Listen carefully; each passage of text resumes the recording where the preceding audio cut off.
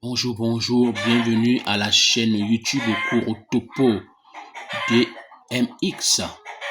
Une chaîne qui est créée dans le but d'optimiser les compétences en topographie des jeunes apprenants et de faciliter la compréhension très simple et rapide.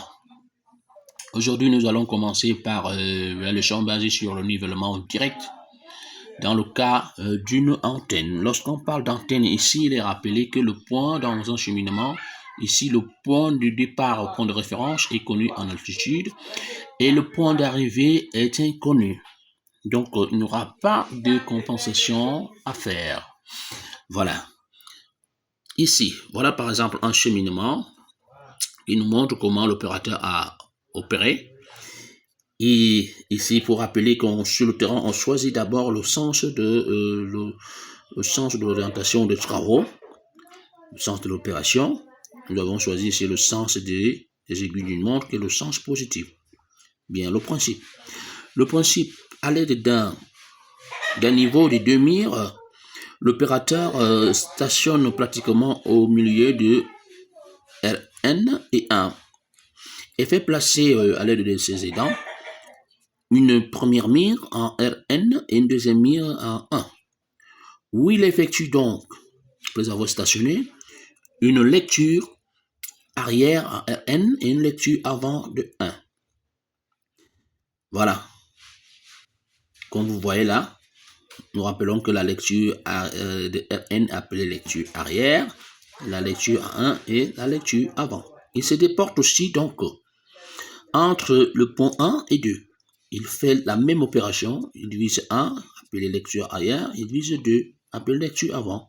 Il va faire donc cette opération partout, entre tous ces points, jusqu'à arriver entre 6 et 7. Il fait la même chose. Ces données donc ont besoin d'être répertoriées dans un carnet, appelé ici carnet de levée. Voilà notre carnet de levée ici, qui contient les données requises sur le terrain. Il est libellé comment?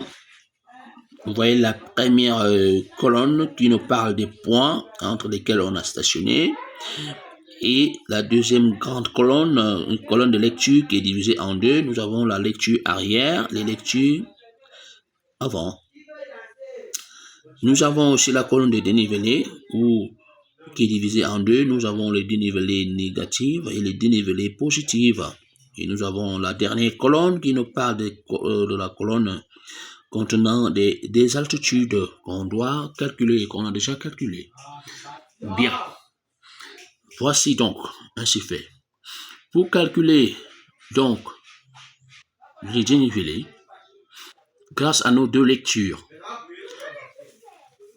nous remarquons d'abord, avant de revenir, nous remarquons que nous avons barré la première ligne des colonnes de lecture avant, et nous avons barré la dernière ligne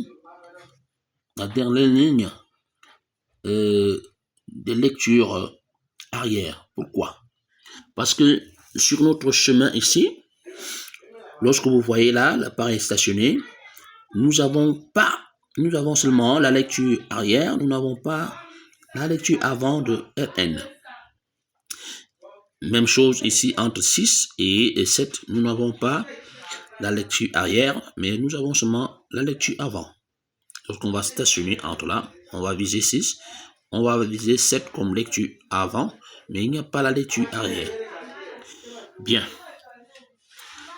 Pour calculer donc la dénivelée entre le point Rn et 1, nous rappelons ici que le calcul de la dénivelée entre deux points se passe comment? Lecture arrière moins la lecture avant.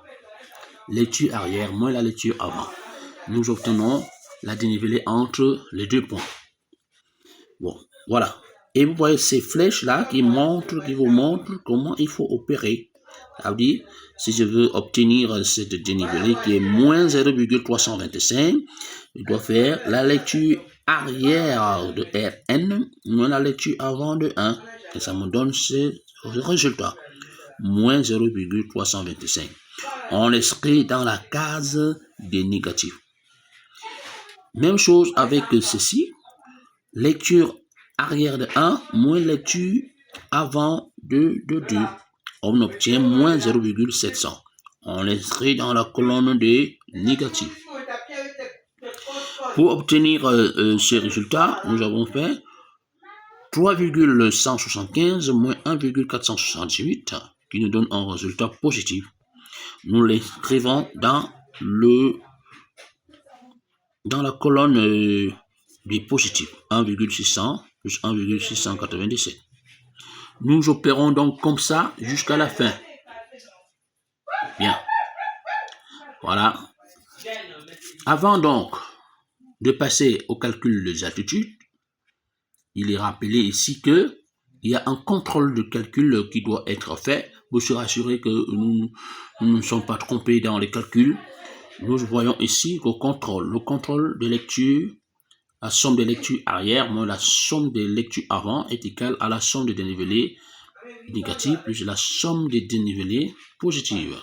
Dans notre cas, nous avons eu comme la différence de la somme de lecture 1,355 et notre différence ici pour le dénivelé c'est 1,355.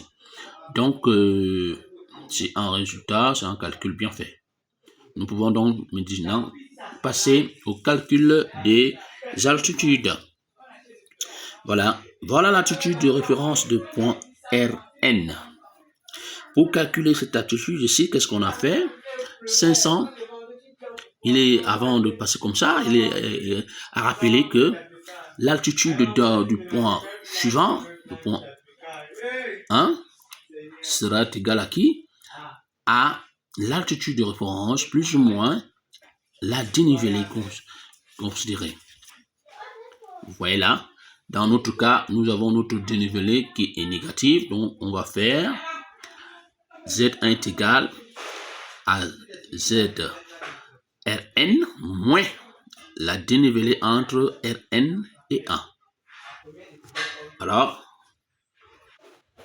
voilà donc 500 moins 0,325 nous donne 499,675 mètres. Bien. Pour calculer cette altitude qui est là, on va faire 499,675 moins toujours moins 0,700. Ça nous donne ce résultat.